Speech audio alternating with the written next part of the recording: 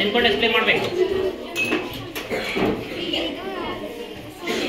ಸೂರ್ಯನ ಸುತ್ತ ಈ ಥರ ಗ್ರಹಗಳು ತಿರುಗ್ತಾ ಇರ್ತವೆ. ಸರಿ, ಇದು ಬುಧ ಗ್ರಹ. ಇದು ಸೂರ್ಯನಿಂದ ಮೊದಲನೆಯ ಸ್ಥಾನದಲ್ಲಿದೆ. ಇದು ತುಂಬ ಬಿಸಿಯಾದದ್ದು. ಇದರಲ್ಲಿ ನೀರು ಇಲ್ಲ, ಗಾಳಿ ಇಲ್ಲ. ಇದು ಶುಕ್ರ ಗ್ರಹ. ಇದು ಹಳದಿ ಬಣ್ಣವನ್ನು ಹೊಂದಿದೆ. ಇದು ಸೂರ್ಯನಿಂದ ಎರಡನೇ ಸ್ಥಾನದಲ್ಲಿದೆ. ಇದು ಸ್ವಲ್ಪ ಬಿಸಿಯಾಗಿದೆ. ಇದು ಸೂರ್ಯನಿಂದ ಮೂರನೇ ಗ್ರಹ.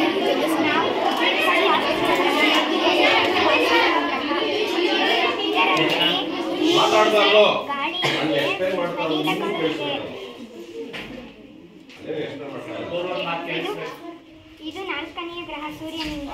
ಇದು ಕೆಂಪು ಬಣ್ಣವನ್ನು ಹೊಂದಿದೆ. ಇದು ಕೆಂಪು ಗ್ರಹ ಮತ್ತು ಅಂಗಾರಕ ಗ್ರಹ ಎಂದು ಕರೆಯುತ್ತಾರೆ. ಇದು ಗುರು ಗ್ರಹ. ಇದು 1300 ಭೂಮಿಯನ್ನು ತುಂಬುವಷ್ಟು ದೊಡ್ಡದಾಗಿದೆ. ಇದು ಕಪ್ಪು ಮಚ್ಚೆಯನ್ನು ಹೊಂದಿದೆ. ಇದು ಶನಿ ಗ್ರಹ. ಇದು ತುಂಬ ಉಂಗುರಗಳನ್ನು ಹೊಂದಿದೆ. ಇದು ಧೂಳು ಮತ್ತು ಕಲ್ಲುಗಳಿಂದ ಕೂಡಿದೆ. ಇದು ಯುರೇನಸ್. ಇದು ಸೂರ್ಯನಿಂದ ಏಳನೆಯ ಗ್ರಹವಾಗಿದೆ. ಇದು ಸ್ವಲ್ಪ ಶೀತವುಳ್ಳ ಗ್ರಹವಾಗಿದೆ. ಇದು ಸೂರ್ಯನಿಂದ 8ನೇ ಸ್ಥಾನದಲ್ಲಿದೆ. ಇದು ಯುರೇನಸ್. ಇದು ಅತಿ ಶೀತವುಳ್ಳ ಗ್ರಹದಿಂದ ತುಂಬಿದೆ.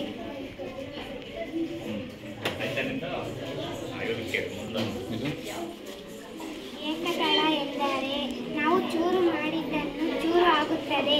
ಅದನ್ನು ನಾವು ಏಕದಳ ಧಾನ್ಯ ಎನ್ನುತ್ತೇವೆ.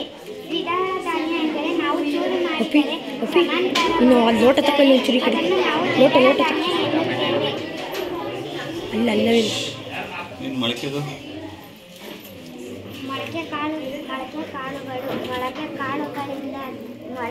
ಮೊಳಕೆ ಕಾಳು ಆರೋಗ್ಯಕ್ಕೆ ಒಳ್ಳೆಯದು.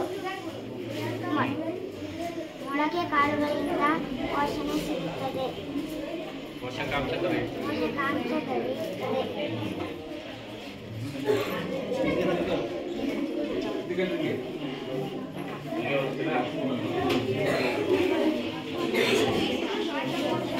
ಶ್ವಾಸಕೋಶದಿಂದ ಆಕ್ಸಿಜನ್ ಸಹಿತ ರಕ್ತವನ್ನು ಹೃದಯಕ್ಕೆ ಕಳುಹಿಸುತ್ತದೆ. ಶ್ವಾಸಕೋಶ ಹೃದಯದಿಂದ ಎಲ್ಲ ಅಪಧಮನಿಯ ಮುಖಾಂತರ ಎಲ್ಲ ದೇಹದ ಭಾಗಗಳಿಗೆ ಕಳುಹಿಸುತ್ತದೆ.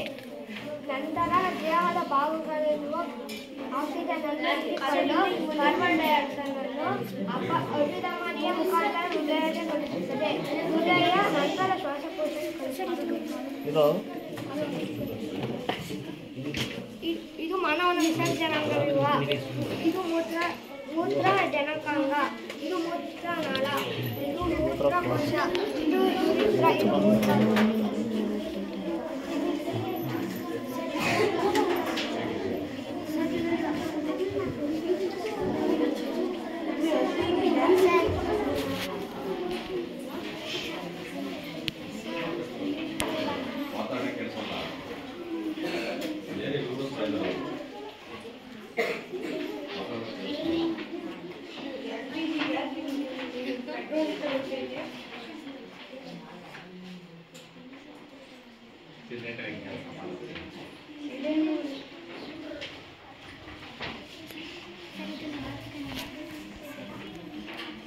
ಏನು ಮಾತಾಡ್ಯ ಜಯಂತ?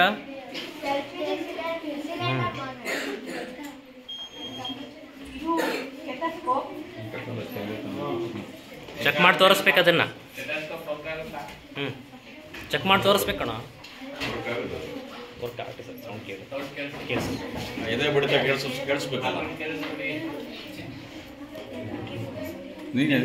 ಇಟ್ಕೊ. ಇಟ್ಕೊನೇನೆ